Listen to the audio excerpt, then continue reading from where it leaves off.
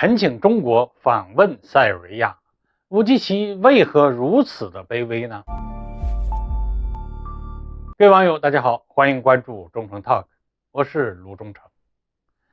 塞尔维亚总统武基奇近日在出席一场活动时恳请中国大使陈波向中方高层转达访塞邀请。为了能够让中方同意邀请，武基奇的措辞可谓是令人闻之动情啊。他说他知道塞尔维亚只是一个小国，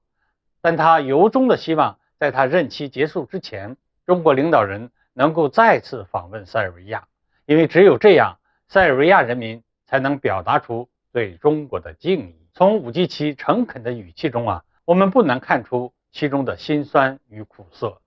而他之所以要用这种卑微的语气对中国发出访塞邀请，这背后的原因在我看来主要有2个方面。一是塞尔维亚当前的处境是非常之艰难。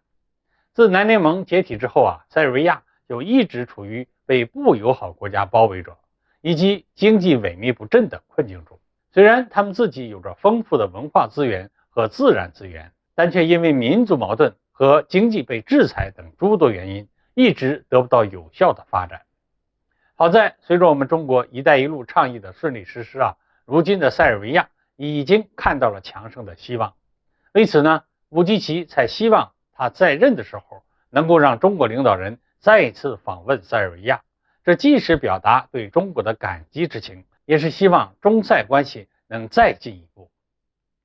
另一方面呢，塞尔维亚虽然一直和我们中俄关系不错，然而如今俄罗斯是自身难保，我们中国又远在千里之外，这让塞尔维亚在地缘政治中陷入了内忧外患的关键时期。对内，因为域外势力的干扰，导致武基奇被2次大规模的枪杀事件所波及，逼得他不得不辞去了党主席一职，来平息纷乱的事端。可即使这样做了，效果也并不好。武基奇如今依然背负着与帮派分子勾结和腐败的骂名。而对外呢，科索沃的危机局势不断升级。虽然目前还没有爆发大规模的流血冲突事件，但北约驻军科索沃已经成为了一个不争的事实。更关键的是，明明是科索沃当局引爆了矛盾危机，可最后承受北约以及美国压力的却依然是他武基奇。在内忧外患之下，武基奇现在唯有向中国发出恳请。结合当前科索沃的局势来看，这一招还是非常高明的。一旦我们中国答应了他，那美国就休想在科索沃地区事务上一手遮天了。不过呢，就算我们中国答应了武基奇的访塞邀请，那也只能是救一时之急，不能救一世之危。毕竟我们中国距塞尔维亚是万里之遥，武基奇想要彻底摆脱困境，只有强大自身才是硬道理。